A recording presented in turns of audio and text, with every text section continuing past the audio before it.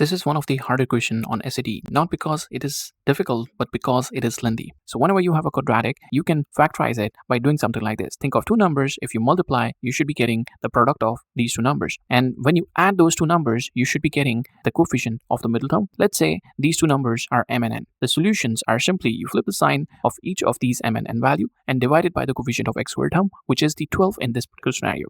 The other factor would be negative n over 12, but I'm not showing it for now.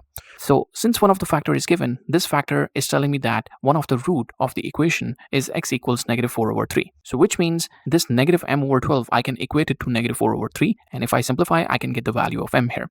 Now, if I plug this 16 back in here, I can see I can cross multiply 16 and I can find the value of n. And if I do that, I would get the n value turned to be equals to something like this. Since I have figured out my m and n values, I can see m plus n equals a. I can do that. And from here, my a value turned out to be 1, and that is my final answer.